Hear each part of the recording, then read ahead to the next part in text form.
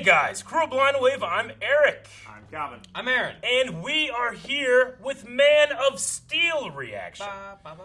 Now, the reaction segment is going to be going to the middle part of your frame right now. Calvin has never seen Man of Steel. Right, Yep. Calvin? Yeah, never seen it. I watched it once. You've watched it once. I've watched it, 10 times or so. I really enjoyed it. It's probably my favorite of the DCEU movies. Aaron, how'd you feel about Man of Steel? I remember not really liking it Yeah. much. Okay. So I kind of mixed together my thoughts on this and on, I think it was maybe BVS, Sure. where like I was kind of like, one or both of them, I was like, I feel like it was long and maybe a little boring. Gotcha. Like, I don't know. I'm interested to see what it is now, because I've done a little bit more, like, I'm really liking the Superman and Lois show that has, like, a more Man of Steel feel to it, Yeah. I feel like. But I don't know if I'm going to have, like, a different point of view. It was also in the theater. Maybe I was tired. I don't know. Like, Sure. Maybe I'll have a different point of view of it. But So you got a couple things. You got me. This is going to be my gush, and I love this thing. Calvin for the very first time, and then Aaron maybe re-examining / solidifying some of his opinions, and then we can have a cool old discussion about it.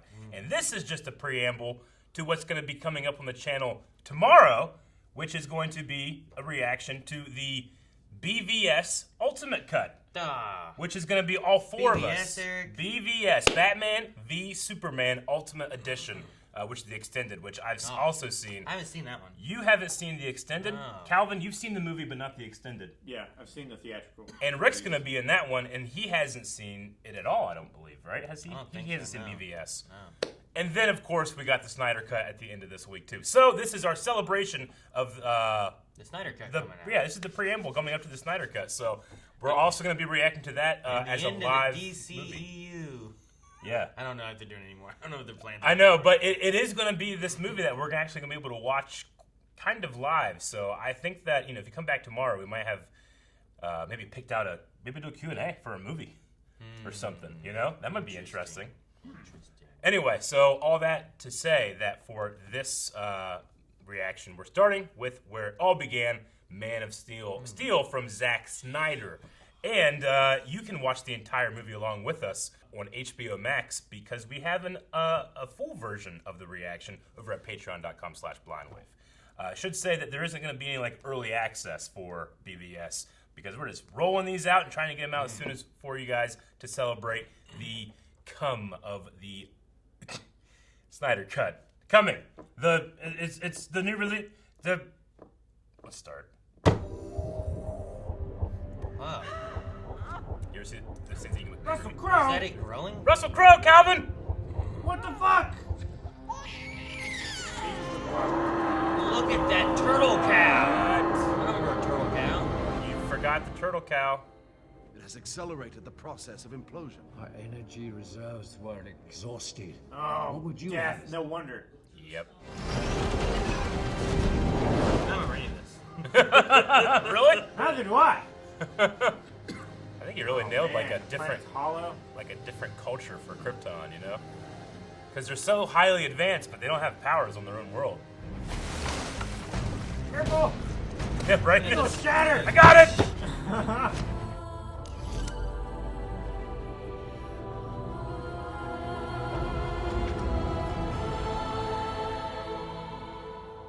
Oh, cool. The ship's up there. That's just like a baby seat. Baby pod. We got a lot of S's on everything. I was gonna say they put an S on everything, don't they? Well, it's his crest. Oh, this is actual armor. Yep. That's the crest of the House of Bell. The neck things are interesting, the way they come up high and stuff. Concentrate fire on the main door! I like how their ships are like their animals,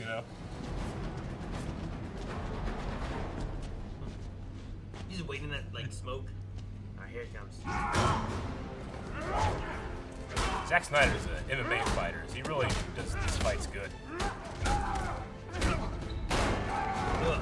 It's like Batman choreography. Yeah, it's complex choreography, but you can understand it pretty Yeah. well visually. But it's not cutting in too terrible of places, Yeah. Yeah. The codex is Krypton's future! Abort the launch! The codex is like this. It's this thing It apparently makes babies. It's how they reproduce. They select, they clone, It's weird. They don't actually have sex, but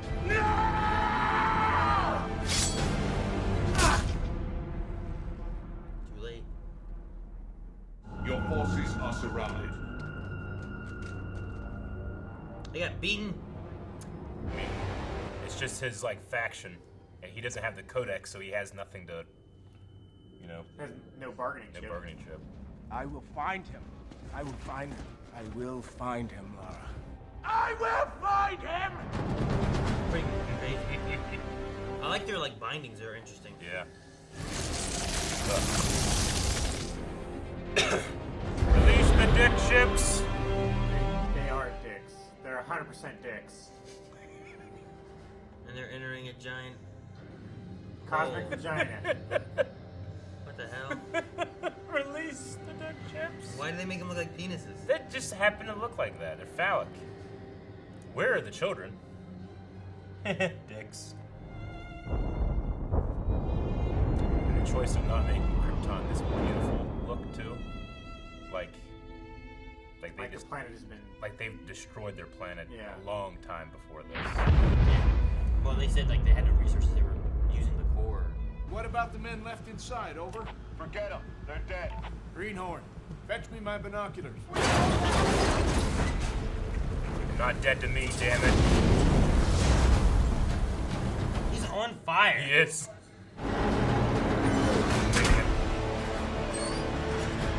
That helipad would Oh, support close the up on weight. those They abs. just look at his abs. Get out of there! The steel failed. The man of steel's See, here. look, I like that. The like Calvin saying the helipad is not supporting the weight. Yeah. It's what's falling. Yeah, it's scary. It's kind of freaky. We don't know what's going on, you know. What's wrong with me, Mom?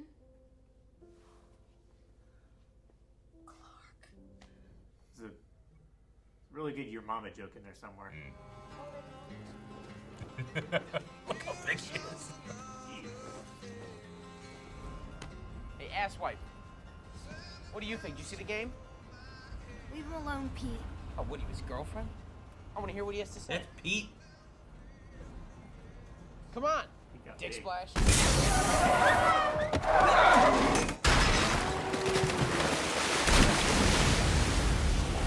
Where'd the bridge come from? I saw the shot. There was just farmland in every direction. They got to a bridge. You can see behind the camera.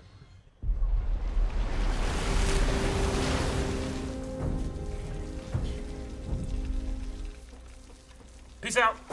Gotta go find another school now. He saw what Clark did. I'm sure what he thought he saw Was an act of God, Jonathan. This was providence. Lana saw it too, and the Fordham boy. And Well, this isn't the first time Clark's Like I done gotta kill some something like kids. Kevin Costner. You're the answer, son. You're the answer to Are We Alone in the Universe? Can I just keep pretending I'm your son? You are my son. Come on, Chrissy. Knock it off. Sit down. Let me go. Hey, leave her alone.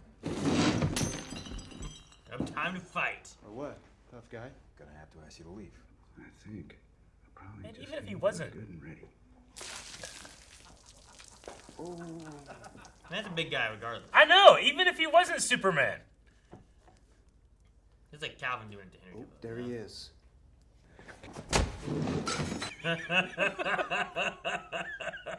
I think he bounced off of him. Pushing. It's like pushing a brick wall. Ugh. Hey, asshole, don't forget your tip. He has to show such restraint, you know? You could just crush that guy in a tiny little I ball, know, you but know? you can't. It's the right thing to do. Oh, Jeez. It was windy. I don't know what happened. How do you explain a that? freak tornado in the middle of this parking You lot. gotta call your insurance. The act of God. Telephone pole was just showed up out of Literally. nowhere and like what? Literally. No other car damage, just that. You know, Oh, it's great. ridiculous. Joe can take your bag. Joe! Help her out. Yeah, Joe. Careful with those. They're heavy. Joe. Yes, Oh, very, sorry. very. Yeah, Oh my god. they're real heavy. Oh. Where the hell are you No going? jacket. I'm glad that she zoomed in and he wasn't just a crystal clear picture Exactly. of who he was. Exactly. It's grounded in reality. Is it though? It is, Calvin.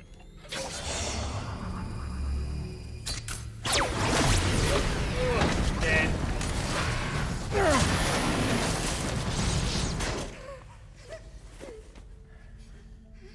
Joe. That's it. Very precise. Well, he can see exactly what he's doing. You can. Yeah, precise. You don't want the laser too big. Yeah. You don't want to hit things you don't want to hit. You don't want to be too strong of a laser. Hey. I can't print this, Lois. You might have hallucinated half of it. Polar bear guards!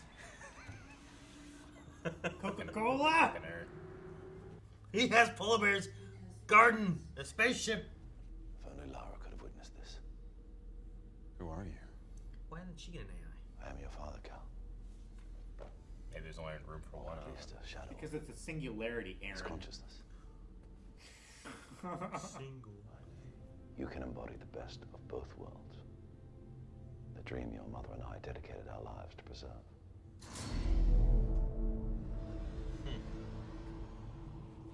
The people of Earth are different from us, it's true. They won't necessarily make the same mistakes we did.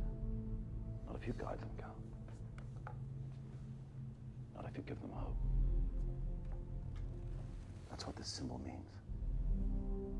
The symbol of the House of El means hope.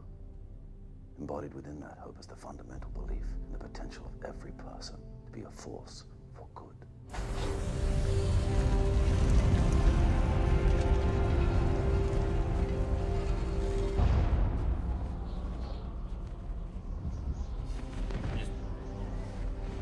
They just have a suit. I like that it's a Krypton suit though. Like it's the same as like what they had before. And I mean, the information in that codex, and they can fabricate stuff on that ship. That's your limits.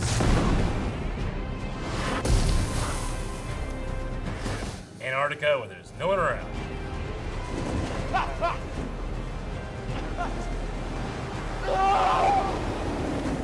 I lost it. He did push himself up there. Did they fabricate like a Kryptonian razor for him to shave? He can use his laser eyes to shave with In a mirror. Can he? Yep.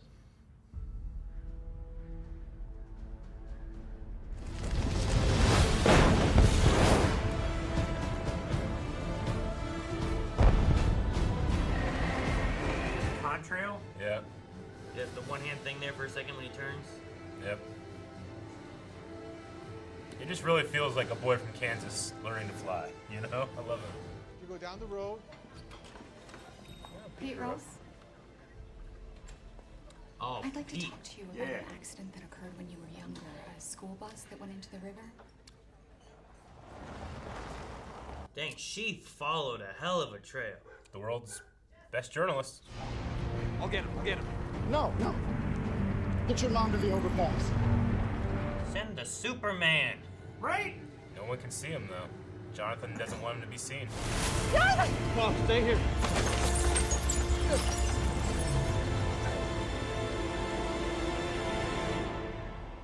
Those people would see.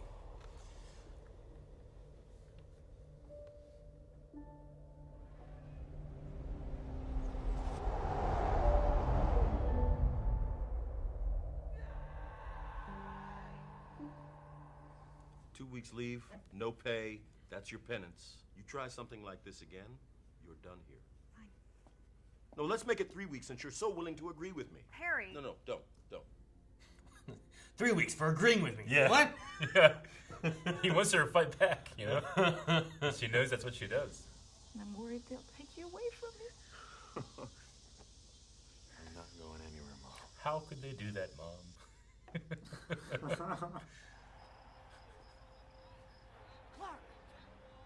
I like it's as much an alien movie as it is a Superman movie.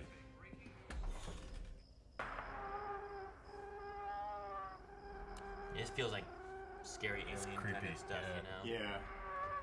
It's got a different feel all of a sudden. I guess it's kind of shot more horror movie-ish a little bit, you know? Like, For reasons unknown, he has chosen to keep his existence a secret from you. He will have made efforts. Harry's like, well, damn it, should run that story. Surrender within 24 hours. Wow.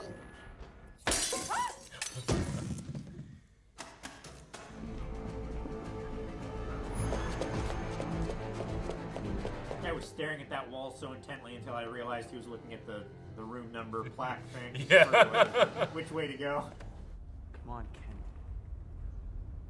Come on!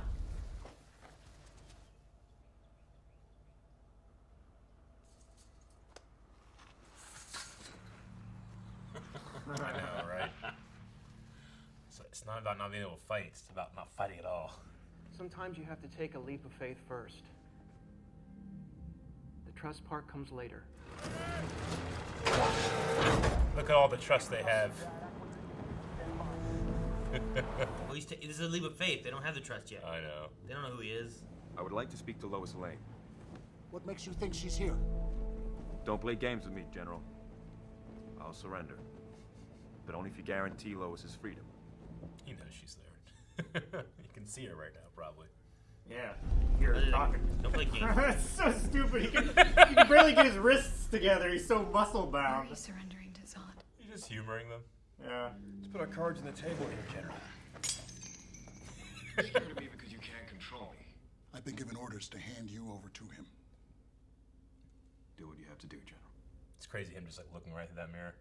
Yeah. Eye contact with him. He's like, I can see your name and those soldiers in the winter. What's happening to him? He's rejecting our ship's atmospherics. You've spent a lifetime adapting to Earth's ecology, but you never adapted to ours. How could he? Your planet was dead. What happens to Earth? The foundation has to be built on something. Even your father recognized that. That's a visual there. Yeah. All the colors taken out of his outfit. Some of it kind of reminds me of the glimpses of the Batman Dream World, Yeah, you know? The kind of the colors. It's the worst ball pit ever.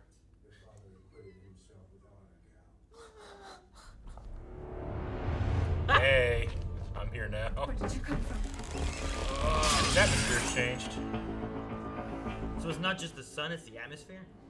It's just the way it works, yeah. I mean, the sun... You're like, yeah, shit and stuff. You're like... I don't want to... I need 45 seconds to answer. And I just saw the IHOP. I'm all distracted. Move your head to the left. You can save her, Cal. You can save all of them.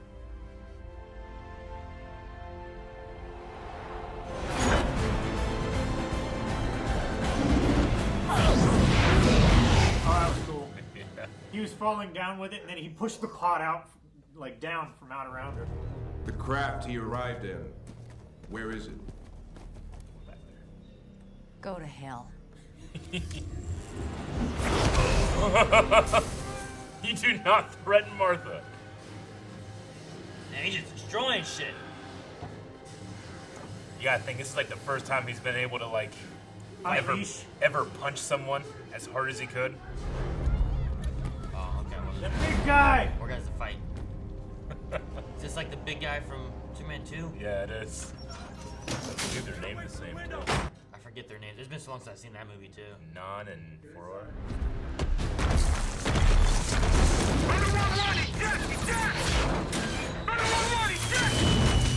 Did he eject?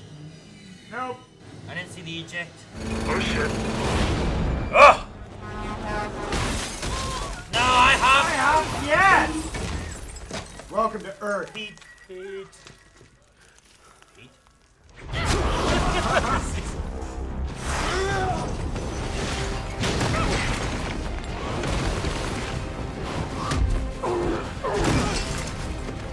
I wanted him to Hulk him.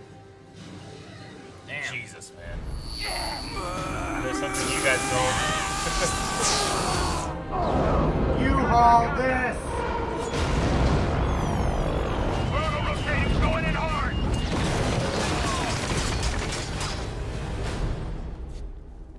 Fallen Angel, Guardian is down.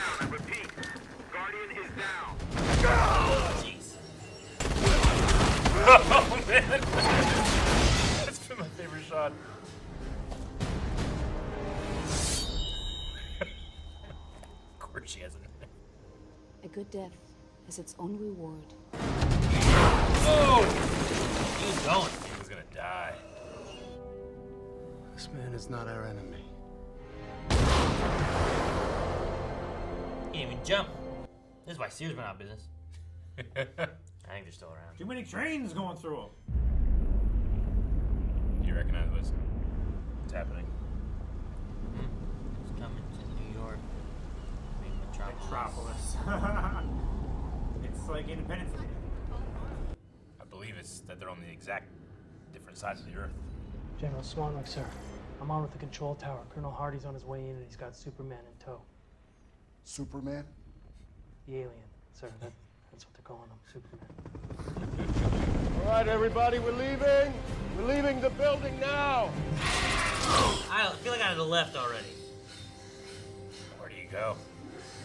The opposite direction of that is.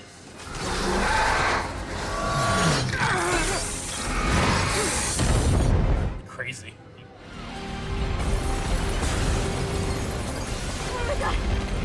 Hurry!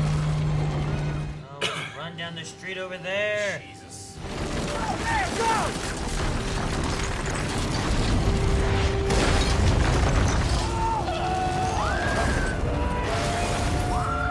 On the pull-up or something, right? Or Clark can get it. I forget. I don't know.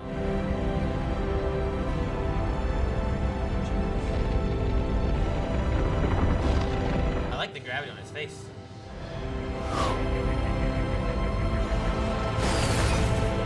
He looked like Christopher Reeve there for a second.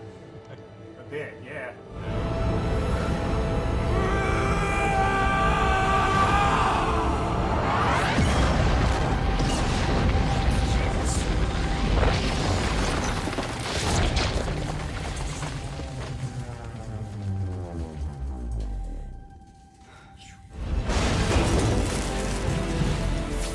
Stop!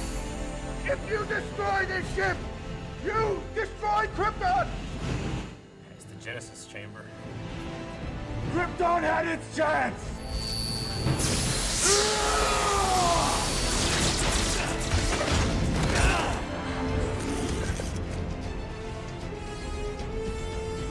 Get the fuck out of there.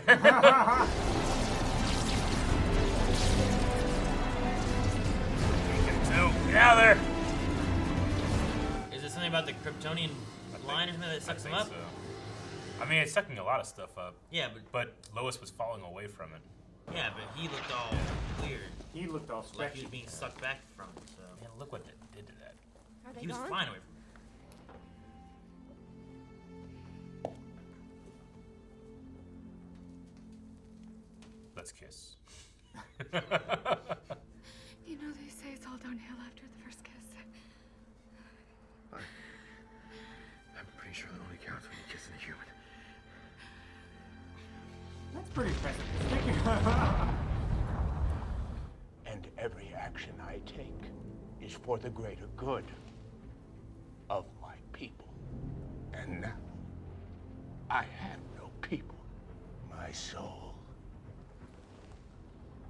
That is what you have taken from me.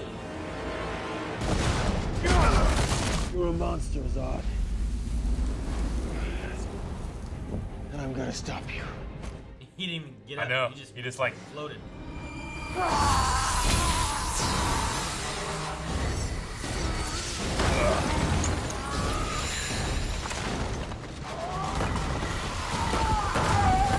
Oh man.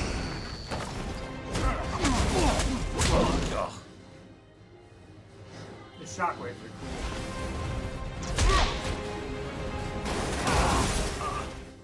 Damn it.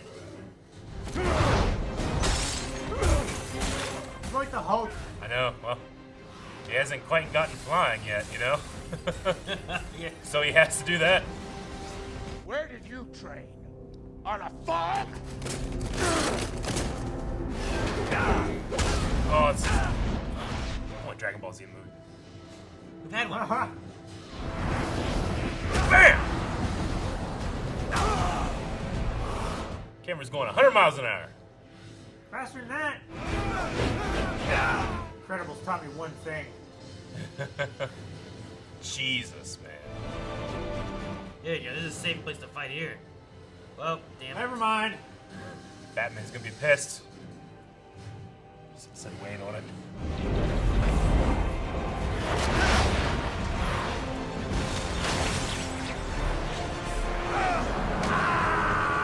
Oh my God. If you love these people so much, you can mourn for them. Don't do this! Just turn your eyes. You can't, it's straight ahead. Just move, people!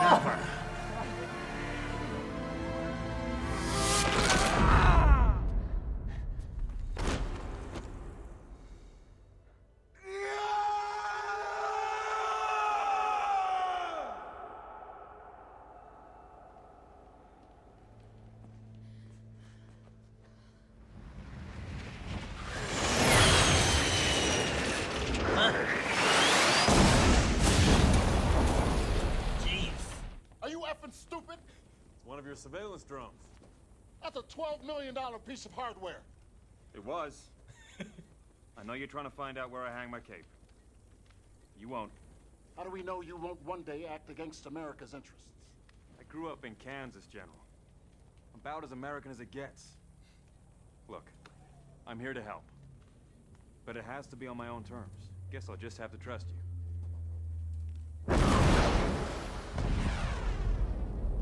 He's really fast.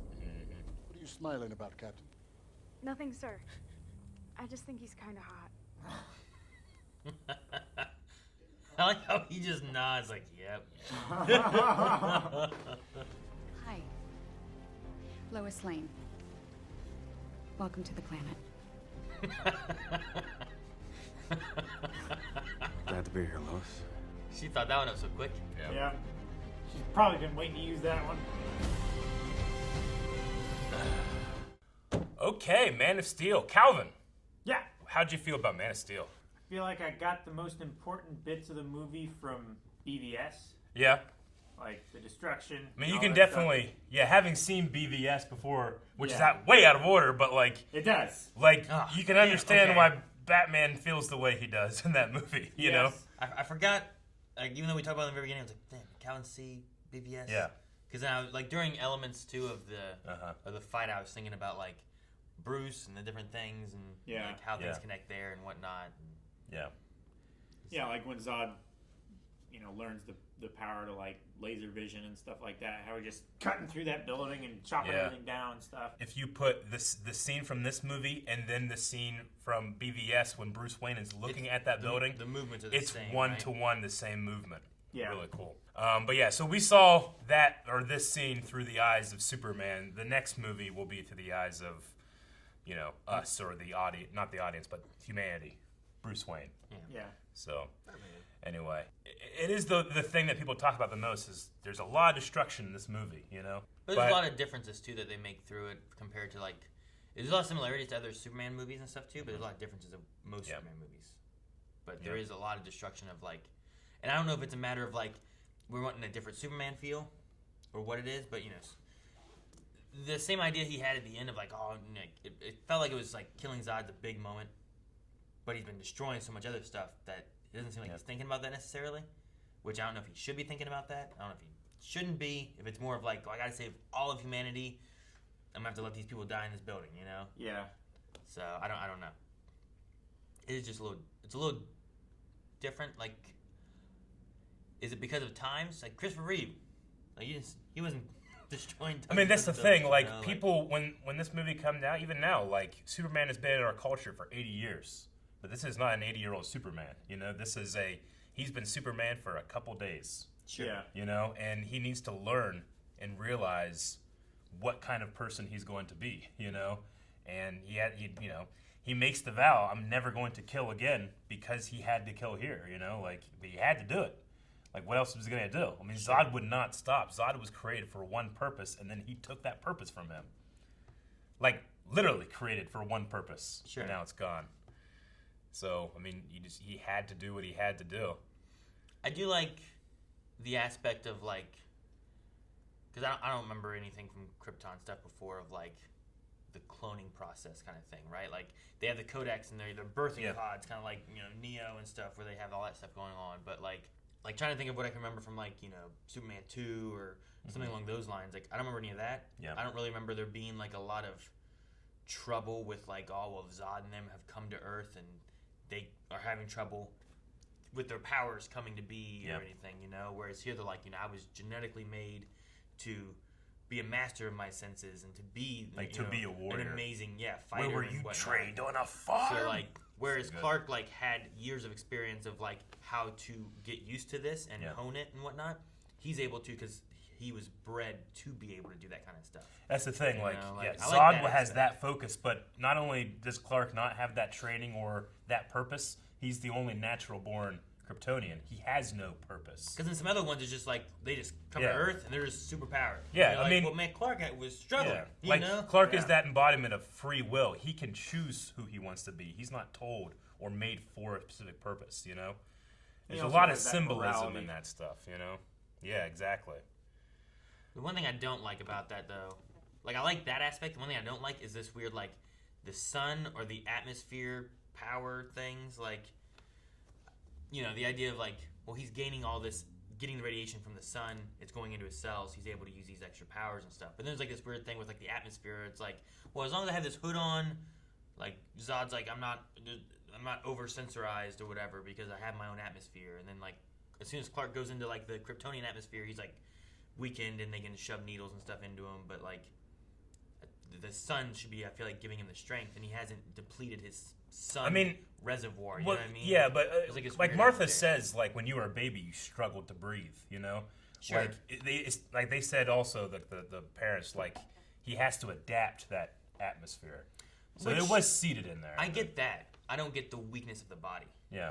You know, if the sun is what's giving them their powers, then I understand, like, a difference of, like, having to adapt to be able to breathe. Yeah. But I don't know why the sun is there. Why does it weaken his skin? You know what I mean? Like, yeah. If his sun's, like, building him up so that he can, like, he's impenetrable. If why he's is been building up his like skin hardness and his strength and everything from birth, then that should be a property of his cells, not of the atmosphere. That's the weird thing. I get him, think of a good analogy, like the sun is the power source. Yeah. And the body, the chemical reactions, all that stuff is like the everything that's not the power source, you know? In a computer, if I can break parts of it and something's not going to work, but it still has power going to it, you know? Is kind of how I think about it. If I break your arm, you're still going to have power and energy coming from the food you eat and stuff, but your arm's all fucked up. Sure. You know? I guess I get that. It's just like, what is the sun doing for him if it's like energizing and strengthening and doing all that kind of stuff? I just felt like if it's just power, is that all it is? I mean, it does supercharge those things, just that the Kryptonian atmosphere, like, it doesn't do it immediately either. It takes time for it to kind of, like, seep in. It's just aerosol kryptonite, pretty much, is what it is. Like, kryptonite is just pieces of Krypton, so that atmosphere is the same type of toxin to him, you know? Those two things are not compatible. That part could kind of make sense, I guess. If you want to say, like, the material that's in the planet of Krypton, which is what weakens him, is also in the atmosphere that breathe. You gotta think of it as like a really, like, diluted aerosol Krypton. Which I think that one makes the best sense out of it then. It's just weird then I feel like that makes sense, but I think they only made it that way so that Zod and his soldiers would be powered up on Earth.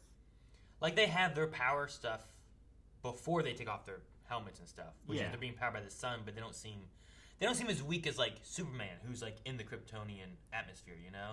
Like, there felt like a difference between, like, him being weakened and being able to, like, be injected and stuff versus, like, they were still wearing their suits and stuff, but, like, once this came off, like, they were still, like, jumping around, they were still impenetrable, it felt like, you know, all that kind of stuff, which Yeah, well, I mean, when Zod's came off, he went down immediately, and then when Ferrora's like started to break, she went down too. The other ones still kept their breathers on and stuff, right? Yeah, but if it's weakening them because they don't have their they still have their powers. Like when Clark went into it in the ship, he wasn't super strong punching. Sure. He didn't have any of that stuff, whereas they did when they were on Earth. Mm-hmm. So I feel like there's like a disconnect there versus like the way they're controlling their atmosphere in their suits. But how it affects Clark atmospherically in the spaceship. I get what you mean. Like they're still absorbing the radiation from the sun, even though they're not getting the atmospheric problems of Earth. Sure. But they also talk about like gravity and all these different things that are different on Earth from So like Kryptonians are just naturally more evolved. I guess the big or difference, not. I shouldn't say more evolved. Advancedly evolved. I guess the big difference between those two situations could be that like they're on a ship, and I don't recall how outside sun window kind of things were, whereas like on the planet there was sun obviously there, and maybe there's like a powering, depowering like aspect different on the ship than there is standing in the sunlight of the Earth. You know, like maybe you could have something along those lines. It also did. He was being depleted of I imagine if there's kryptonite there, the difference of him being in the sun with kryptonite versus like out of the sun with kryptonite. You know, like there's like a mixture of like losing power and gaining power versus just I have nothing giving me more power. I got to get out into the sun. That's why after he took out the one thing, he was like waiting and the sun was coming up. And he's reaching for the sunlight and stuff. So like, if the idea is like he's on this ship, there's not a lot of sun. He's been depleted. He's being experimented on versus like they're still weakening, but they're also being powered, and it's kind of like rejuvenating back and forth. That could kind of work maybe. Yeah. I like in the beginning of the movie kind of more Krypton. I feel like in about a half hour of Krypton. I feel like in a lot of other stuff you get him being launched. You get like a quick Krypton thing, like maybe 5 minutes in the opening credits. Yeah. He's launched. He lands. You get like a growing up kind of montage. You like here's what what happens, and then he's over. And then that's and then he becomes Superman, and then that's it. There's no more. But this was all about origin and who you are. Sure, it like flashes. He doesn't become Superman really in this movie. He's about to, Yeah, he gets the name towards the end. He wasn't Superman from the get-go. But like you're going through seeing his like journey, and like it flashes back to kind of relatable events and stuff, and what made him who he is, and why he didn't do what he was doing beforehand. And so it's definitely like different. And Krypton looks crazy. It does, and the themes of Krypton too, like they kind of see themselves as gods in a way. Like they have taken natural means of reproduction, and they started like playing God with it, cloning from like that skeleton, the codex in the beginning. It's a very primitive looking skeleton, you know, like it doesn't look human. I thought kind of Neanderthal or something along those lines. But it has like all these etchings and markings into it. Like, we don't know exactly like the scope of their technology, but their technology has made them pretty much gods. And they're doing experiments with their they destroy their entire world because of their hubris, which, and then you have that weird thing, but that's, Clark's human soul and his Kryptonian part, that, the God and man inside of one person, like to the point where we're in that church and we're prefaced, or we have a composition shot of Clark on the right and Christ on the left, which is really, I've always loved that shot. Very interesting. Just the design of Krypton and how long we spend, I've always enjoyed that about this movie. It feels very alien. Yeah. And I always felt like Zod coming to Earth and announcing, it's one of the best alien invasion scenes I've ever seen, and it's in a Superman movie. Yeah, you are not alone. You are not. And everyone around the Earth is like speaking in tongues. Like everyone around the Earth can understand it in their own language. Yeah, it's interesting. Like he can just speak whatever language or however it works. I don't know. I was thinking about that at one point. I'm like, man, can they just speak English? Do Krypton speak English? Yeah. Or how did it work with that? It's just something to be translator. Yeah, I don't know. It has to be something like whatever language they were speaking in the first half hour, we were hearing in English, and then when they come to Earth, they've already absorbed the language. The one aspect, in talking about some of the flashbacks and stuff as kids and stuff, was having like Jonathan dying here different than like some other options. A lot of other options are more like a heart attack or something, just kind of like he just kind of dies. Versus this one here is like Clark. It's the complete flip, because in the ones that you're talking about, Clark, Superman can't stop you can't punch it, you can't stop it, you can't save it. It's a thing of like, well, what does Superman? What can you do when it's something you can't do anything about? Whereas this one is, he could have saved his father. Yeah, it's the and complete stopped him, opposite. but his father didn't want him to because he wanted him to be safe. He didn't want to draw wasn't ready. attention. He didn't think the world was ready for it or anything. Yeah. So it's just a different feel of like because we've had even in Supergirl and stuff too. There's that times when they bring up like, all right, here's an enemy that's coming up, but you're fighting racism. Or it's not just like there's not an entity that you can just beat up. You and can't it's punch gone. this. You're fighting like an idea or Yeah. something, and that's kind of similar to the idea of what can you do against like a heart attack or cancer or something that like Superman can't just punch this away. Yeah. Whereas this one here, like it had to have been something weighing on him, where especially like the last thing they had was calling him not my father, and then you go through and he could have saved him, but he's like, no, let me die. Like it's safer for you. Yeah, Jonathan Kent, like I love that final scene. It's the only time we get the classic Superman pose, but it's as the child. Like, sure, Jonathan Kent knows he will be ready, but he believes so hard that he wasn't ready yet that he died for it, And Well, Cal he had such a hard time trusting that was the case. It could also not just be that he doesn't think that Clark was ready, but also the world might not have been ready. True. You might have that mixture of that where Yeah. both those kind of have to come together. And when there's an alien invasion and you have an alien here, but this alien's helping Earth, Earth should be ready to accept this man who is protecting the Earth from a terraforming invasion. I know. Yeah. I mean, that's kind of how the conversation went after he saved the school bus and he was talking on the tailgate of the truck. He's like, yeah, you can save people, you can do good, but like, what is the world going to think of you when they know that you're out there? And it's cool too because like that thought process starts with Lyra, I think is her name. Who? His mother, Clark's real mother. It's like he'll be so different. He'll be an outcast. I want to say it was Lara. It's like Lara or It was like Lyra. that, something like that. Maybe I'm thinking Lyra with Lyra Ursa from Rogue One. But she's like he'll be an outcast. They'll reject him. Like they'll try to kill him. And Russell Crowe's like, how? But like that thought process carries throughout all of his parents. One weird thing that we talked about a little bit was like the black hole moment of like the other everything. Yeah, the Phantom drives coming together and There creating is- that singularity. I wasn't sure if it's like, is it like Kryptonians that get sucked into it? Is it everything that's getting sucked into it? Because also like Lois was falling from it, but it's like pulling So- things up from the ground Yeah. into it. So I'm like, well, how's this working then? So what I think is happening is that everything that is Kryptonian / being terraformed already to become Kryptonian was being sucked in. So like the world engine was already doing its pulsing and it was like slowly like like it was coming closer to Perry White and that girl Sure, Kelly. So everything that had already started to change and was getting closer to being, let's say, just to use an easy term, like it was being turned into Krypton, was getting sucked up. Everything that was still Earth wasn't. I think is the idea. Because again, So it allows he's holding her- her and he's getting sucked up, but Yeah. she's not. Because I saw the energy thing kind of like these lines in him. Yeah.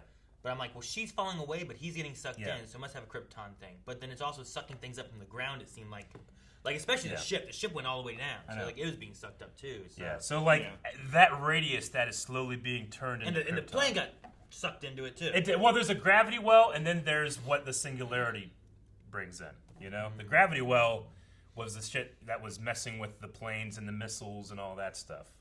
Yeah, it was like The singularity was the like next you were thing. talking about before, like the piston going Yeah. up and down and Yeah. Yeah. slamming the earth like a thumper almost. That's what it felt like, right? Like a Yeah. piston, just like they called it a world engine. So like whenever it kept going like, it just Yeah. kept making me think of like a piston, like an engine just running and operating and shooting off the fuel or whatever. And I absolutely love the sound of the world engine. It's like like that. And the cool thing about it, as we watch the next movie, and I'm assuming the Snyder Cut, listen for that sound because that's the sound that Batman hears every time he thinks about Superman taking over or these alien gods coming down. Like anytime he's like the incidental music in the trailer, not the incidental music, but like the yeah, they used that sound effect in the trailer as well. The Zod trailer where it uses that awesome Zod theme, but like that sound, like it haunts Bruce Wayne, So I love that they like made this iconic sound, and then as we'll see tomorrow, that continues to be iconic. Speaking of Zod theme, I need to hear like at some point I need to like just listen to like what the Zod theme is. Yeah. Because like as I was watching, I felt like the main theme, like they had that like bum bum, like that kind of bum bum, and it keeps kind of going. But I felt like in various moments they would take that same like motif and either have like different instruments or maybe it would be like maybe different octaves or something. Because like there was a moment when Zod was talking and it felt like lower and like maybe a little slower, but it was almost more sinister. I get what you than mean. like the hope sound that you get from like when Superman was like saving the bus. It was much more like bum bum, bum and a little like faster. in a major and a minor key. Yeah, but like when Zod was talking, it sounded like it was like the same kind of same notes, but it was like a little lower and a little more like sinister and drawn out versus that higher thing. And I was like, I kind of like the way they kind of mix that because it was constant throughout the movie at different points, but it felt like it fit with what was going on based on like how fast or how like deep or high it was and stuff, and they just kind of moved it around. I definitely get what you mean in terms of like playing with the melody. So the way Hans Zimmer did this is like to show and create the sense of power. He literally had like 50 drummers in a circle doing the same notes, right? And that would create the boom, boom, boom, boom, roll thing, you know? It would like then it would go in with that sound effect. So Zod's theme is very much that da da da, and it had the strings and it had the drums. Whereas Clark's or the Ideal of Hope theme, it starts out with very very soft, and then as it especially in the flight moment, it like gets higher and higher and higher, and it starts with the drums coming in. Yeah. So I know there's also like that the kind of like moment of it too. Yeah, and then it's ba-na, ba-na, yeah.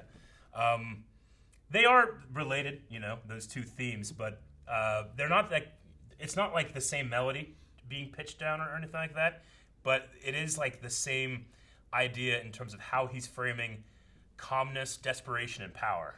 Like both of those guys show all three emotions, but their melodies change. But they have the same power theme, which is the sound of a drum.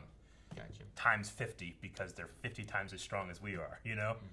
So it's a really cool recording to watch. Like they have all these different drummers, like almost like an orchestra, But he has them in this circle, and he's recording it from the middle, just to kind of create that like this power is so overwhelming you can't escape it feel. It's really cool. He put a lot of thought into that. And I love the Superman theme here. Like I've said it a couple of times in other videos, but nothing beats John Williams. This is the closest it's ever gotten in terms of like it's not John Williams' theme. You're not just taking it. You're making something completely new. And I like what he did with it. John Williams is just 1 point extra, so it still gets the edge. Yeah. However, there's an amazing, amazing video. I'll have to look it up, where some guy takes the theme from this song and then adds John Williams into it. Really? And the way that he chose to do it, it's like, the song here is like ba-na, ba-na. So it goes ba-na. How did it exactly go? I'll show it to you some other time. Zack Snyder had, before this movie, developed the reputation of being the comic book slow-mo guy. Yeah, he wanted 300. Yeah, and he's done. Well, he's always used slow motion to show a comic panel. Literally, he did that with 300. He did it with Watchmen, and this, he felt that doing that robs Superman of his speed. So I'm not going to do that. He did develop, and you caught it, like the snap zoom. He would snap zoom him a lot and get you to a point. That's how he's showing you. Look here. Look here, look here. Not slow motion, look at this. But like things are happening a million miles an hour, and he wants you to focus on that thing, he snap zooms to it. Yeah. Which is a new language for him. He changes the focus over here and then brings the focus back over here. Like I said, it reminded me, there's various video games, I think Halo, maybe it was Halo Reach, just different elements where like I feel like there's just stuff going on, it's a grand scale, and then like it would be like over here. And it kind of zooms in a little bit over Halo there. Halo 2 definitely did it. Mm-hmm. Did it? Yeah. But like the way he does it though, like these fights, especially the Fiora and Non, is that his name? I don't really know any of their names. I only know Fiora. The Fiora. She's the only one named of the like others. she actually like I'm Fiora all or whatever. I think it's Nod or something like that. Big giant dude versus Clark. Like the fight's happening at a million miles an hour, but he does it in a way that, like, they'll be like, but they have like these split seconds of it holds the frame for like 3 frames instead of 1, just to like give you like like weirdly, like it's happening a million miles an hour, but it seems like you can catch it all. Yeah. Okay, I understand what's happening. He just grabbed his cape. He just threw him down. He just did this. He just moved his head. You know, but it like I don't know. I really enjoy the way that he like stopped it for like an extra frame or two, just so your mind catches it.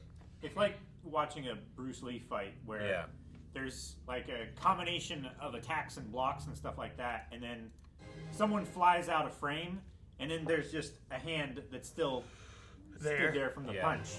So you can like extrapolate what happened. Yeah.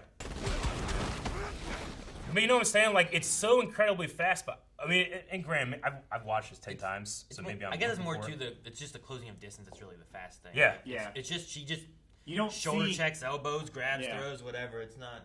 You just see, like, she stopped here for like 2 frames, and then she's here for 2 frames. That's the thing. And there's no motion blur in between because she's too fast. She's too fast, and Snyder is using, like, the rhythm of her, between her speeds, like, for you to follow the action, you know? Yeah, what would normally be strikes in like a fist fight are her going between guys and hitting them once, because that's all she has to do. Yeah.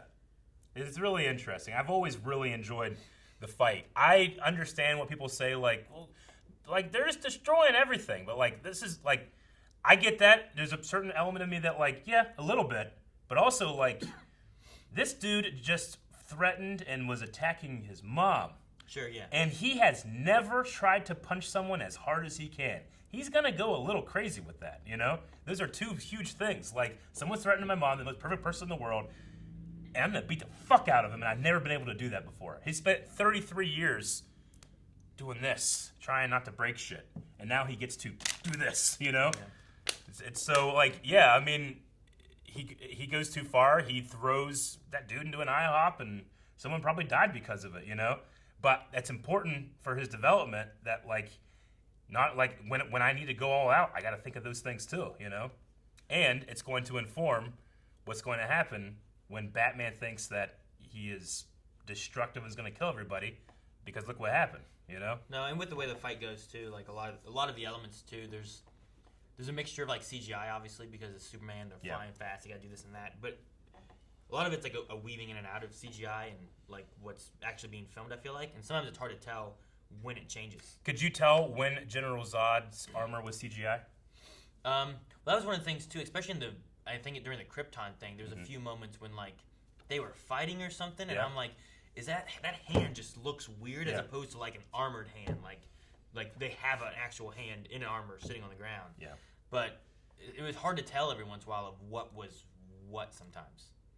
Like, there's a few times where I'm like, okay, well, there's CGI, I can tell that for sure. But then there's other times I'm like, I'm not sure if that's this or this, you know? There's definitely times where I feel like it moves like a CG character, but it interacts with the light really well. Yeah, it's probably like Iron Man whenever they have his cowl come up. Like, he has the chin strap and everything all the time. And they just apply that. They just add this in. They just add the faceplate to it. And then whenever they need to take it away, it's already there. And they can just make that animation move it. So it was just interesting to see like the different like watching through being like, where is the CGI every once in a while? Like even during fights and stuff too, like there was one shot where like Superman was flying, I'm like, well, this is CGI, and then he stops, and then I'm pretty sure it turned to really Henry there as he was like turning like on a wire, you know? But like it was fairly seamless of like, when does it stop being CGI to when is it Henry sitting there, you know? Yeah, I get you. There's only one shot of Zod when he's on the ground and the camera zooms real fast, real close to his face, that I'm like, that's the CGI face. Yeah. Is that the one you were talking about? It's the one Calvin caught. But in terms of Zod, his armor is never practical. He doesn't have any armor? The entire piece of armor throughout the entire movie is CG. Like even in the fight in the beginning? Yeah. See, it was during the beginning, during Krypton, where it was either Zod on the ground or it was Jor-El on the ground.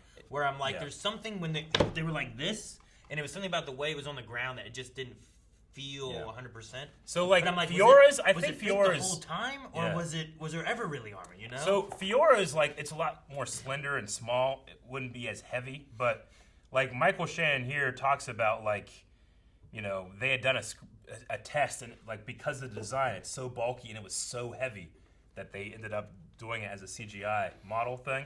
And I think that for 90% of the shots, it's pretty perfect. You know, there's only sometimes, especially in the intricate movements, or you can, like the clipping of that bulky armor hitting each other, that you can kind of tell that it isn't. But this is why, like, eventually, like, all right, we're gonna have to fight and stuff. Let's make sure we take that armor off. Yeah. You know. Yeah.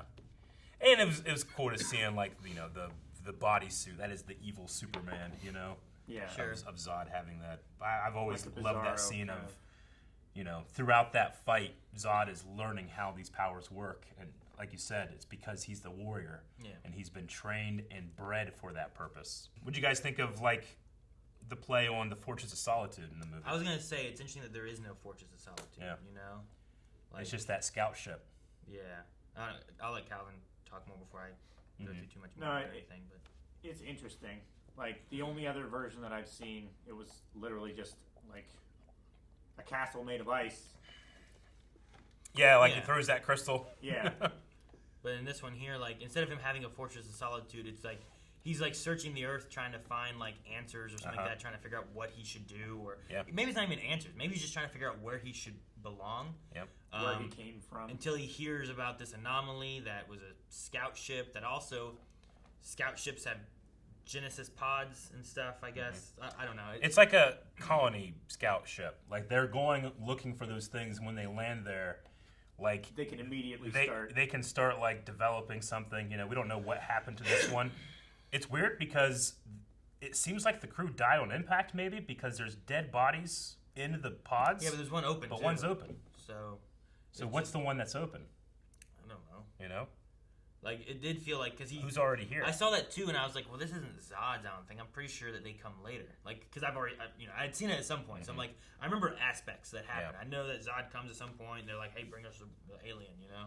But like, I don't know if that's leaving it open for like, look, here's another one. Could this be this is how Kara got here? Is it someone else entirely different? So we have another Kryptonian villain that could show up at some point, or whatever. But no, it'd be just interesting if they changed the origin of, oh shoot, what's his name? The first man. Adam? No. What do you mean? Like, Vandal Savage? Vandal Savage, yeah. Oh, because he's supposed to be like super strong and then super he would be around 20,000 years ago. Yeah. Or 18,000. But no, the Fortress of Solitude's interesting because, like, rather than like, oh, my ship that I landed in told me to go, I go and I make a Fortress of Solitude, and this is where I learn everything. Yeah. Like, he finds like something from Krypton, and that they're little data stick things they have to be able to like just put Jor-El into whatever computer he wants. Yeah. You know, is kind of cool. So it's a neat way of being able to kind of. We don't have a crazy Fortress of Solitude. We already have all this other lore from Krypton. Let's bring a ship to Earth from really, really long time ago because they abandoned these outposts and these. And I mean, they have to know that this planet exists. Yeah, you know? I mean, Jor-El said like there are other planets within reach, and they send Kal-El to one of them. But was it Zod or Jor-El, whoever it was, that said like we abandoned, outposts and we stopped. Like, that's when they started mining out the core of their planet. Instead of venturing out and trying to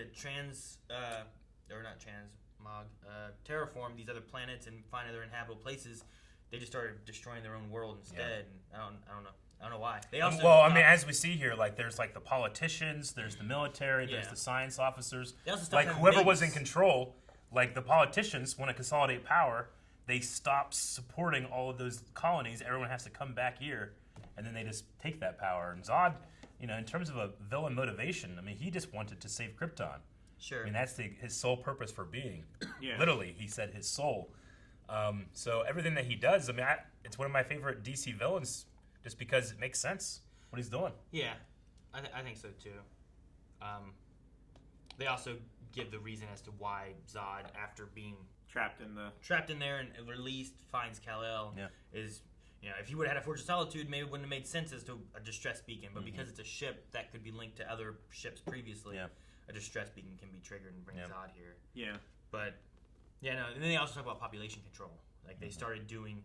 So they used to have babies normally, but then they started doing this thing because of, I don't know... Well, they get to pick and choose who gets to carry on their lineage, right? Is what they're doing. And then you have that debate where it's like, well, Zod's like, okay, obviously, if you look at this council and these people... We don't need these people. They're the ones that are destroying us because Zod and Jor-El agreed with each other about what they needed to do. It was just how to do it, Yeah.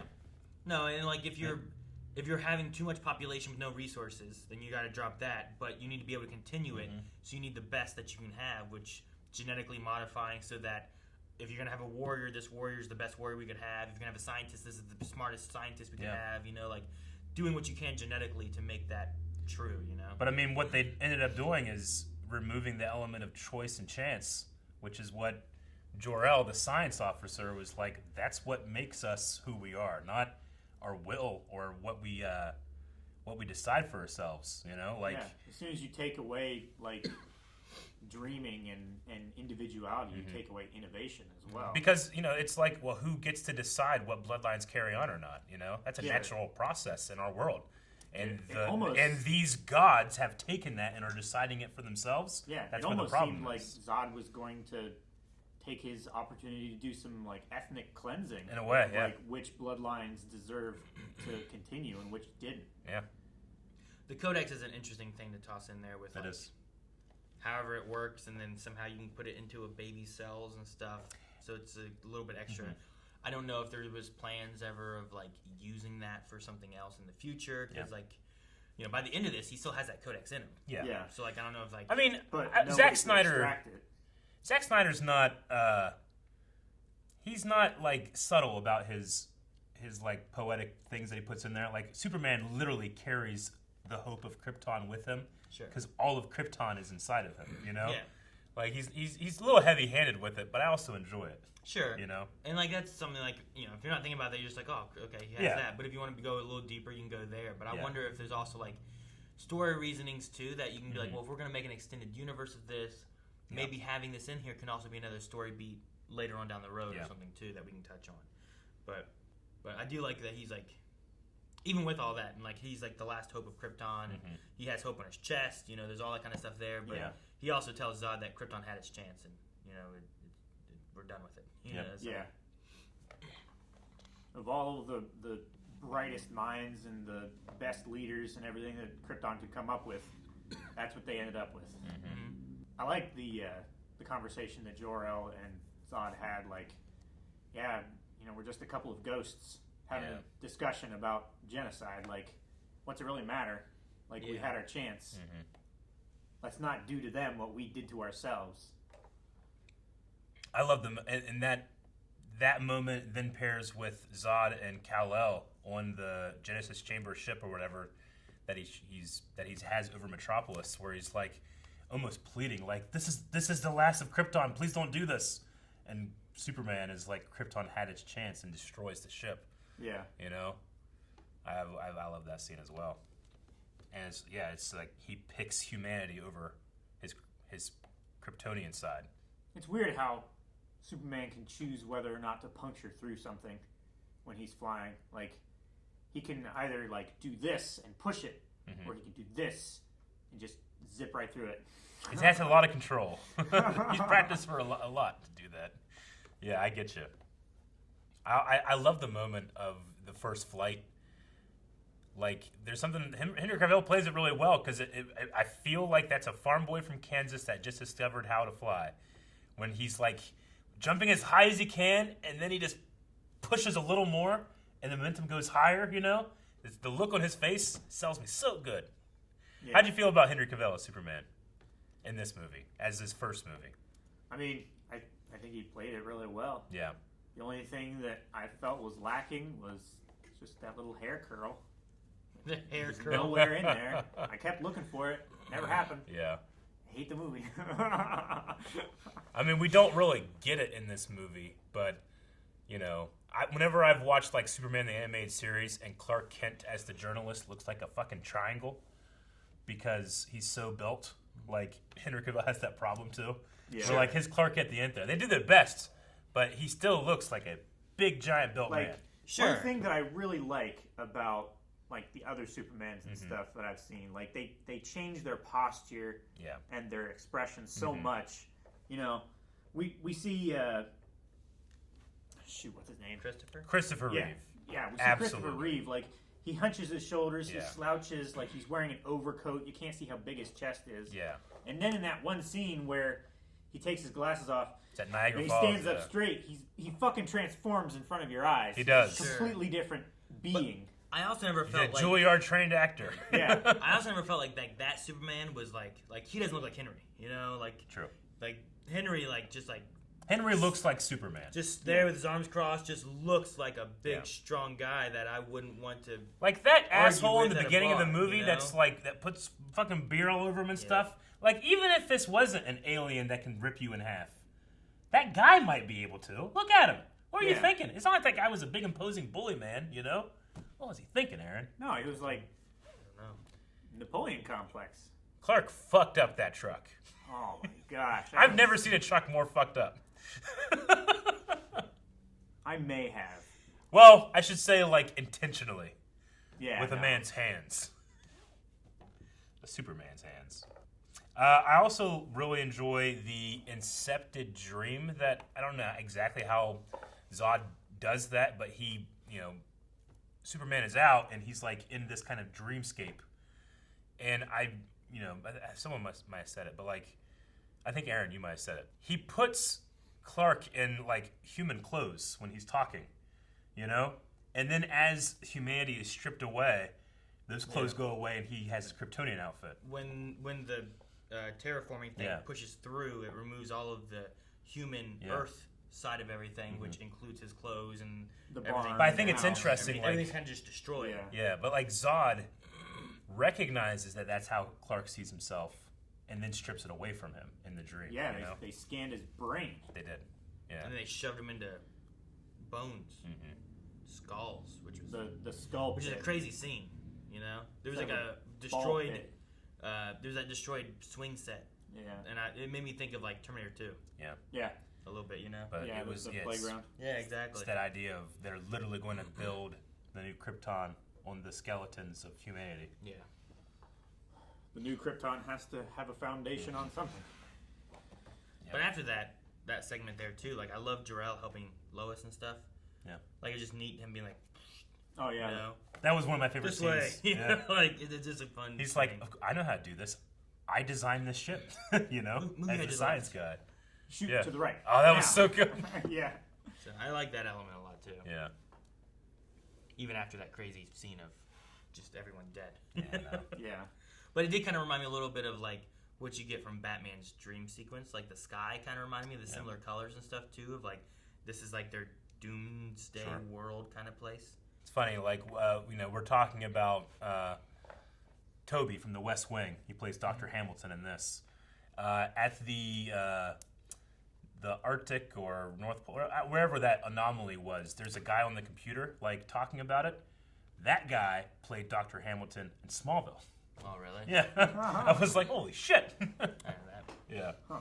But you talk about the one moment where they had like Clark in the church, and it made me thinking about like for him, he grew up in Kansas. He did. Like he probably, you know, he started believing he was a human until eventually he was told he wasn't. Yeah. He asked Jonathan like, why did God do this to me? Yeah. You know? But it was like that. I was thinking about like that religious aspect of like, if there's alien life out there, and if the belief of God creating everything, then they should have some kind of religion about God as well. I'm just like thinking about like, what kind of religion would Krypton have, or did they have any kind of religion, or was it all like science and tech based or whatnot? It's just an interesting. No, I mean I know they do. I don't. In this iteration, I'm not sure, but like you know, other things like the Book of Ra, and they have their gods. Yeah. But I think in this, I think you know, again, those themes are that Krypton see themselves as gods. Sure. Kryptonites, especially against Earthlings and stuff, right? You say Law? I said Ra. Ra, yeah. Yeah, there's like the God of the Sun. Yeah, there's I think it's one. called Ra and Supergirl, isn't it? Yeah, it's the Book of Ra, but it's not Ra as an Egyptian Ra. It's a different Ra. But it's just like that idea of like, I don't know. I guess thinking about like, well, if we have the belief of God, and if God is the religion, then the theory would be like, well, they should have a religion on God. But would they have different gods? Or like all the gods relate to the same God? You know, like we have how many religions on Earth? What are other planets going to have if they have like some kind of religion of where they came to be? And I mean, we have 33,000 different denominations of just Christianity. Yeah, right. You know, not to count other whole religions. You know, like it's just interesting. Of like, if aliens came, you would think that would be like you would eventually have proof of like, well, how did you guys come to be? What do you guys know of like history? Have you guys lived longer than humanity has? You know, like were you around for the creation of the galaxy? Yeah, the only thing necessarily in common they had was just science, like, because Ferrara talked about natural selection, by evolution by natural selection, you know? Yeah. So I just thought about that, and it just stemmed from him sitting in the church, and I was just like, man, I wonder if Kryptonians sit in church, you know? Like, yeah, I don't know. I mean, Clark, you know, I was born in Kansas. I'm as American as they come, you know? Sure. When he has this, like, moral dilemma, he goes to a preacher, you know? Someone that, one, he knows, like, this guy's not going to talk. Sure. You know? But two, like, it's like the average, he doesn't go to, like, you know, his mom necessarily or, you know, someone of great intellect. He goes to someone of just that can just give me some advice or shed some light on something, make me think about something. And that guy's conversation with him was pretty good too, because like Yeah. when he first said it, you kind of see the look of the guy's face, like, what? Yeah. Like, what do I say to this? Yeah. You know, but he talks about that leap of faith in terms Yeah. of trust, you know? Sure. So I like that a lot. Yeah. I mean, luckily, he went that way. Well, they got to take a leap of faith. Like, all right, we're going with the Kryptonians. We're going to kill everybody. Damn it! That's not what I meant. No, come back. Why did you choose the other? Choose me. I feel like they gave Lois to the Kryptonians pretty quickly. Yeah. That one guy fought it, but she chose to go. Yeah. You know, so like I guess it's like that matter of like should the military stop her from choosing to put herself in that position? Like if she said no and didn't want to, I imagine they would have protected her or something. Fiora also kind of had a threatening tone, which is like, I'll tell him that you said no. You know, like, they're already doing this because they've been threatened in 24 hours and going to destroy this world, Sure. you know? Yeah. I like I don't care what you tell him. Yeah, I know. I I really like, I think it's Chris Maloney is his name from Law and Order, but I love the moment where, like, he knows nothing is going to stop this woman. But I ain't no bitch, and he pulls out a knife, you know? Yeah. Sure. But I'm gonna go, and he's like, you know, she says, like, she respects him for that. A good death is his own reward, and she pulls out a knife. Like, she could easily crush his head just by the genetic lottery of her being. But Yeah. she respects that he went out as a fighter, or was going to go out as a fighter. So then whenever he's about ready to die for this, he says, a good death is his own reward, and kills her. Well, even besides that, him like he sees her coming and he starts running. Yeah. And like your first thought is like, man, he knows he can't take her. He's just running away. Yeah. But he's like, I've got to make sure that we complete this mission. Yep. He just goes back and chooses. Yeah. He's choosing death because like Yes. otherwise he's gonna get death either way. Yeah. But I'm gonna complete this mission and die from that. You Yep. know. So. Yeah, no. Character-wise, it was pretty good. I And liked as soon as Superman comes and, like, you know, hits her as she's about ready to stab him or whatever, as soon as that happens, he grabs the other guy out of the helicopter, gets the fuck out of there. Yeah. You know, like, okay, I can probably save this guy now, you know? Well, yeah, he caught that other pilot or whatever out of the one that was the other helicopter that was being destroyed and stuff. Yeah. And he probably told all those guys that were gathered around the train in Sears. He was like, hey, he saved me. Like, he could have just let me fall or squished me or whatever. Oh yeah, there was one thing with like the bomb thing that they had to do where I was like, why do they have to wait for the other machine thing to stop? Like, I wasn't sure if like, well, if we do that, is it gonna suck up the machine over there? But In my I don't know. I don't know headcanon, what the reasoning is. I felt like because there was like a gravity field between them, if it had started to suck the one into the singularity, that it would have pulled the world engine through the core of the Earth. So that's what I started thinking too. But like, it was still there. It's still there on the other side, so I figured it would have still pulled it through. I don't think they That's can the do case, it. you know? Because all those ships and missiles, as soon as they were getting closer, would go straight down. I think it's literally just the gravity field needed to not be there, or else it would just be sucked through the That earth. could be too, and that's why they have like all the missiles won't hit, and the other ships trying to get close enough, keep losing it. So Yeah. I can see that too. But I also was thinking like, well, if it's some kind of like, if this thing gets close enough and crashes to it, I don't know if it needs to make a connection to that because they didn't drop it. Like, we gotta make sure we drop it on a specific thing. Yeah. So I don't But know. I think don't that's know what the why they show like the missiles miss and the planes that we gotta get closer then because the the big planes plane don't get won't there either. make it. It's If the same thing as the big gravity's plane. doing the things. Yeah, maybe. I mean, or could we just get really high over it and then drop it? You know, Drop it straight down, it'll go through. Well, and if it's active, will it get close enough and then start a chain of events or anything? Because I don't know how it works. Yeah. But. Because it looked like the plane got lodged in the ship. See, and then like it didn't look like the pod or whatever went through the plane and touched the other engine, because I thought they said like the engines had to contact each other.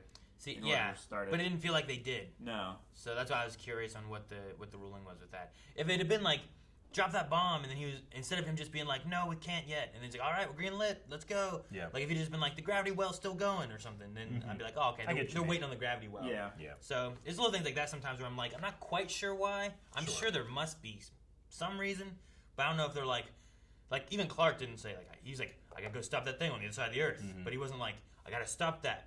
Otherwise, it'd destroy the whole Earth if we activate it. Or I don't know why they had to wait, because I never got that as a message. I thought it was like, you do this, I'll go destroy that one. Yeah. So I don't know, but yeah, it felt more like a divide and conquer rather than a sequence that needed to be completed. Yeah, like I partly thought that, oh well, if you guys can get that, or if I can get this, as long as one of them gets destroyed, it destroys the connection. They can't terraform the Earth, but. No. I mean, this is all coming, like, they're doing this, they don't necessarily know why, because this is Jor-El's plan, right? He says, I'll teach you how to take them back to the Phantom Zone, you tell Cal, So they're kind of doing this thing in the same way we're watching it. They don't know exactly why they're doing it, just that they know that they have to do that. That's what the great Kryptonian scientist says. But did he say, crash the plane into Yes! it? Yes! That's what he said! I don't know what I was saying. But he said it cooler because he's Russell Crowe. No, yeah, he was pretty good for Jor-El. I liked him. The other, savior, Christ, symbolism here is that Clark is 33 years old, which Jesus was 33 years old when he died for the sins of man, So that is an interesting detail. They made him that age as well. Yeah. I do feel like they cut out Lois's involvement in the plan, like, entirely. Other than Jor-El telling her, I'll teach you how, and then you teach my son. Yeah. They just cut to Superman telling all the other men the plan, and they let the woman be quiet, I guess. I will say that though, kind of like, well, I don't know why the plan didn't come from her, Sure. Well, I mean, but we also didn't get the full plan, really, But she also went to make sure that it was active and whatnot. I get what you mean. I think they're just trying to be economic. It's like Jor-El tells her, she tells Clark, Clark tells them. So we have Jor-El saying, I'm going to tell you what to do. Then we have those two meeting up. Then we have him telling the plan. We're just we're cutting out the middlemen. It's just that the middle women got cut out in that regard. Sure. I also don't know when she told him, because whenever they met up, he saved her from the pod, and he took off to go save Mom. Immediately. So, but regardless of that, she did a hell of a reporting job. Where the other Loises that I've seen, typically, she found him so quick. They don't even when they know of whatever things are going on. Either those Clarks were much better, and not letting people know who they were and hiding who they were from any kind of saving of whatever, or this Lois is just so much better. Of she tracked down all these random stories, which it makes sense of tracking down oh, that's Joe, oh, that's this guy, this guy. Oh no, it makes sense how but then she she gets to Pete. Yeah. I'm like, damn, how'd she get to there? She had to have found some type of report that Pete's mother put out, and she's the only one looking and listening to it, because everybody else is gonna be like, yeah, sure, little kid pulled out a bus, sure, but she's seeing okay, what do you do here? What do you do here? What do you do here? Is there anything about a kid doing this at this long ago when he would have been about that age? And that's how she finds him, Yeah. I feel like all the other Lois Lanes are put to shame that they couldn't find any sign of Superman. Oh, yeah. She just did a hell of a job there in the beginning. No, I like her as Lois Lane. Yeah, I think she does a great job. Like the discussion that we had about the atmosphere versus the radiation from the sun, that was a bit confusing to put in to... It's trying to figure out my understanding. Why. Sure. Yeah, I get that. How does it work, and why does it work that way, and why does it seem to not work for them? See, but I mean, it's similar to the Fortress of Solitude. It's not the fortress this is my version of it. Whereas when this was made, there was no plans to have kryptonite anywhere. This was their version of kryptonite, And then the next movie is well, fuck, we gotta have some kryptonite, So they just introduce it. Yeah. So this as an adaptation, that was just Zack Snyder's well, I don't want to just have this glowing green rock that fixes them. How about we do this thing with the atmospheres, and that's how they can weaken them up a bit, So. No, yeah, and that's why I think the best solution is well, that can work where it weakens him. Yeah. But then when Zod has it on and he's still strong and stuff, it's just like the sun's coming in, but he's also being weakened like in a rotation of like rather than just like building up constantly because of the sun, he's still being both. So I don't know. I still go with the idea of like he found answers, but I don't see no Fortress of Solitude because he also there ain't nothing now by the end of the movie. He destroyed it. The ship is destroyed, so I'm like, there's no fortress. There's no fortress. There was answers. That's what there was. Yep, he got answers. Unless he wants to go back to that Arctic where he dug a hole with his eyeballs, make a new home there. Yeah, which where the polar bears are. That tunnel that they made through the ice, like, it can't be real ice. No, but it looks so much like when they bore through, like an iceberg or something with hot water. Because that's how they do like the really deep like ice cores and stuff. They drill a hole with hot water. Gotcha. They pump the thawed ice back out, and then they drill like the depth that they need to and pull that sample out. Yeah. But it just looked like, you know, where it sprays out of the nozzle and then curls around those little ribs. It looked really good.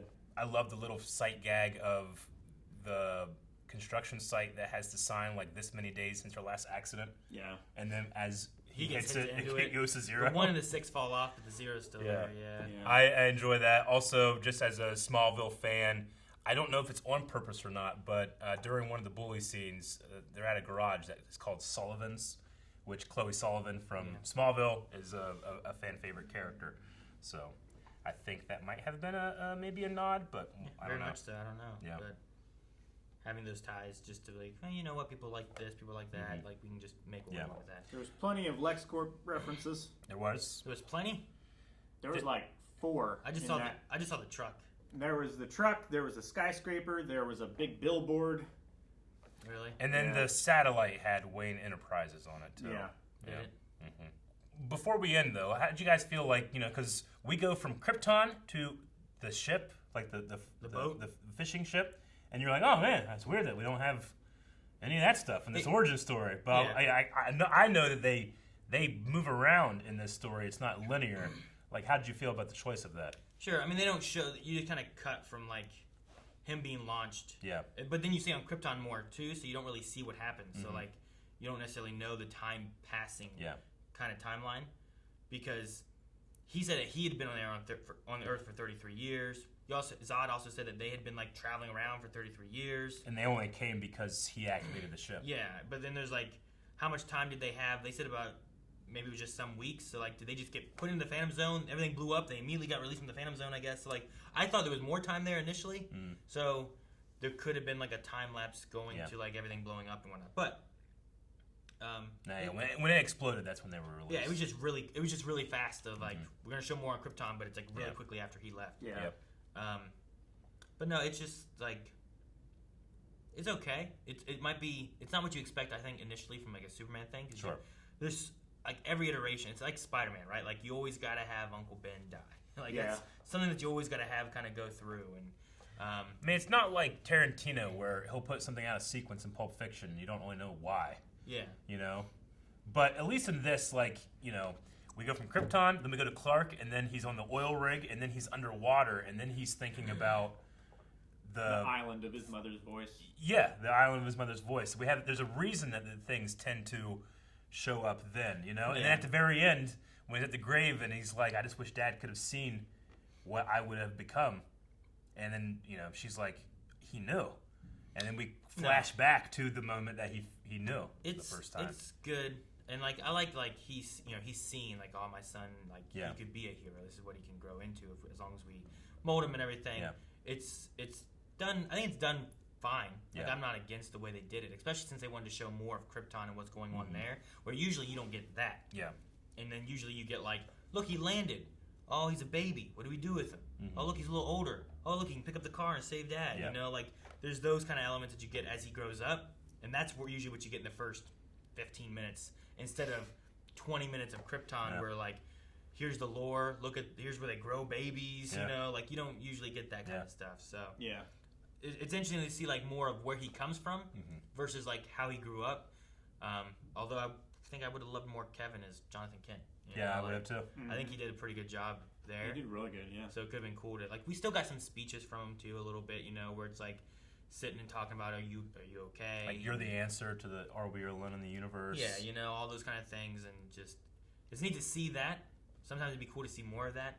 Like, you know, if you had like Smallville, but you had him, like he probably would have been a pretty good Jonathan Kent. Sure. Yeah. You know, I mean, that moment where it's like Clark, who has just been told all these things, is like, "Can I just pretend like I'm still your son?"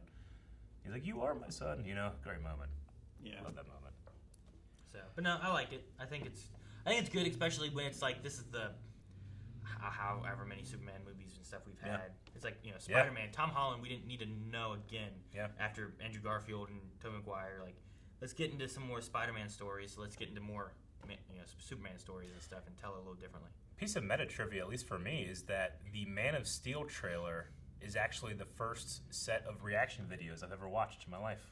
Really? Yeah, when that came out, some people had recorded their reaction to it. I'm like, huh, this is cool. I remember just watching all of them being like, oh, they're going to like this moment in the trailer, you know? So, without Man of Steel, maybe reactions are a thing for me, you know? I don't start looking for them. We don't become one. True. Like, I remember, you owe everything to this, Calvin. I remember BVS. Good job, Rick. BVS, we reacted to that trailer. I remember that. 'Cause I remember seeing, like, yeah, like exactly. Stuff, So. All right, well, you guys got anything else?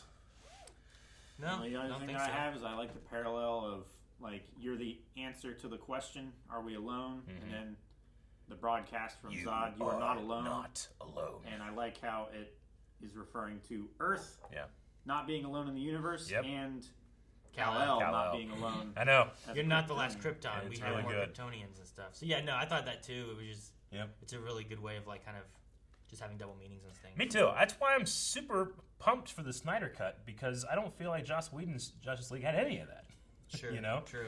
And so anyway, speaking of that. That's why I'm also interested in the BVS, like... Ultimate Edition. Yeah, the Ultimate Edition, just because, like, the first... I will say, like, this one here, I remember, like, it was all right. I like it a little bit better now. I've had more time, I guess, but...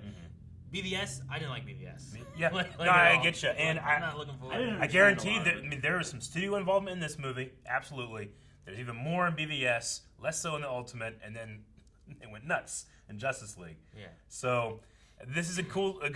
You know, I feel like Zack Snyder's presence as a director is very on point here. It's like Spider-Man 1, Spider-Man 2, Spider-man 3, and by 3, there's like, you know what? You're doing all this shit. Yeah. It's like, damn it, no. Let me just make the story I want. So, yeah, we're going to come back here tomorrow with a reaction to BVS Ultimate Cut, or Ultimate Edition, one of those things. We're going to have Rick in here as well, who has never seen BVS. Yeah, I don't think he's seen it at all. Even the original one. So you've seen both of them. Yes. And Calvin, I haven't seen You've seen the original. This new version. Yeah. So a whole bunch of different viewpoints, and then we're all going to come together and watch Snyder's Justice League here on Thursday, I think. Now, please be patient. We're going to be watching it in the morning. Then our editor has a very long time to be able to put all that together. It may be up Thursday, maybe up Friday, but it will be up as soon as soon as possible. Asking about it actually delays it, so be careful. Yeah. Our editor sees it, and then he gets distracted, and it takes longer. So don't ask. Don't ask at all. Don't ask. All right, love you guys. Bye. Guys, thank you very much for watching this reaction to Man of Steel. You like Superman, and you want to see reactions to more Superman? You can check out me and Aaron's reactions to Superman and Lois, which has been pretty amazing for what I thought it was going to be. So go check those out. There's other DC stuff here on the channel as well. Subscribe so you don't miss it.